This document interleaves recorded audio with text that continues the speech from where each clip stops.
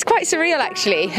It's been a bit of a weird experience. I've really enjoyed it, but being on the other side for the first time ever, especially when you come away on camp, has been a bit odd. Like yesterday I spent the day doing airport runs and going to the bike shop to get parts for somebody's bike that had broken, and yeah, that's never been me, the person that has to do that. So yeah, I'm enjoying it, but it's definitely going to take some adjusting to being on this side. Such a better understanding of how much work goes into running a camp. I thought I'd come away, I'd be less busy than I was at home, so I wouldn't have as many meetings. Absolutely not. I literally have not stopped.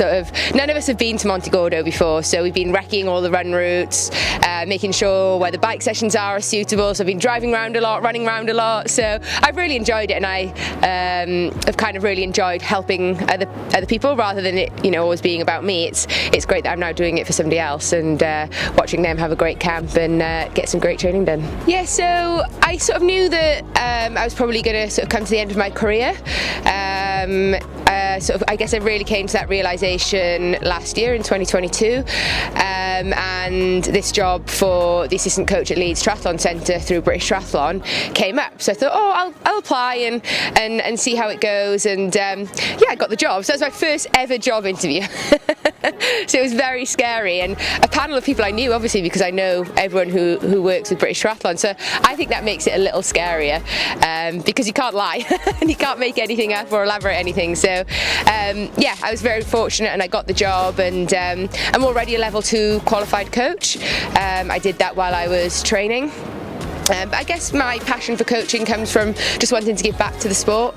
I'm so lucky that I've had so many great opportunities through being involved in triathlon, and I sort of just want to give that back and help others realise their dreams. And I wasn't ready to walk away from triathlon. I love the sport and love the people and love being involved, so this is my way of continuing that, I guess. I think the interviews were like March, April time, so I knew from about April onwards, but I also knew that I wanted to race the back end of the season and had commitments right up to the end of November. So British Triathlon were really good. They held the job for me until the start of October. So October the 3rd I officially started and had to manage work and training for the first few weeks, because I like I said, I raced till the end of November, the end of October, sorry, and just sort of gradually got more and more responsibility after that. So the back end of the year was crazy. So retired, got a new job, or my first ever job, or real job, and then had a wedding, had a honeymoon. So yeah, it was crazy, but great memories. Definitely didn't realise how many meetings you have. My life is one big meeting now. I think that's welcome to the real world.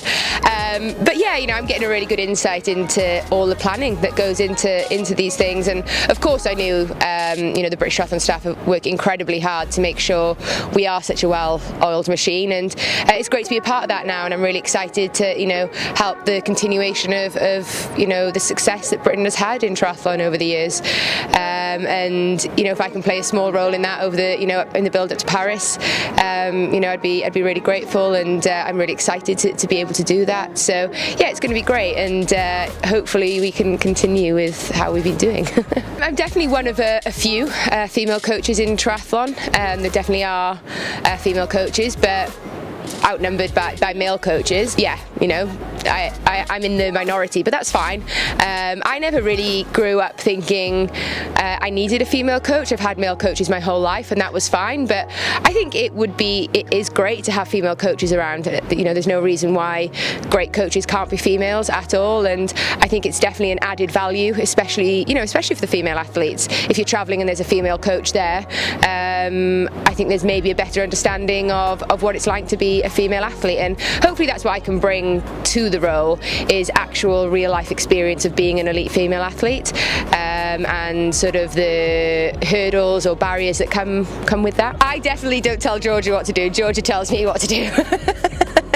That definitely hasn't changed. Yeah, it's going to be a tricky dynamic and a big adjustment for everybody, really, because the squad that I'm now coaching was the squad that I was in until a few months ago. So yeah, I think it's an adjustment for me to sort of flip onto the other side and sort of have a different responsibility now and a different role, and then it's a big adjustment for the athletes as well to get used to seeing me on poolside or seeing me trackside and not actually training with them. I am actually doing a bit of training with them, jumping in and helping where I can, and sort of doing what I can to coach in that way, not just sort of being stood on the sidelines. But yeah, it's going well so far. I think for the older athletes, our relationship haven't changed because we're still friends, and I'm not actually their official or their personal coach. I'm just assisting with their team. But for the younger athletes, I think I've maybe always been a bit more senior. So yeah, and I'm now personally coaching some of them. So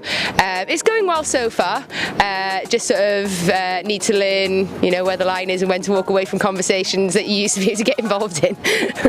If I can show that it's a transition that's possible after you retire from being, an elite level athlete, then that's fantastic. I don't necessarily feel a responsibility, and I don't really think I'm the first elite athlete that's gone into coaching. But yeah, if it does show athletes that it is an opportunity and it is a possibility, then that's fantastic. Best thing about coaching so far is not having to get in the pool and do the swim sessions. Don't miss that at all. Worst thing is being unfit. So trying to do what I used to do and failing miserably and painfully. Yeah, it seemed like the perfect time to bow out, to be honest with you. For a start, I started my triathlon career in Birmingham when I was studying there as a student.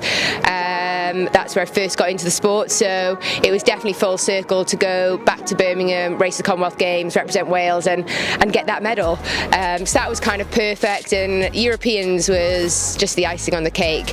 I didn't go into that race thinking I could win, so to walk away was kind of a dream come true, to walk away with the gold medal.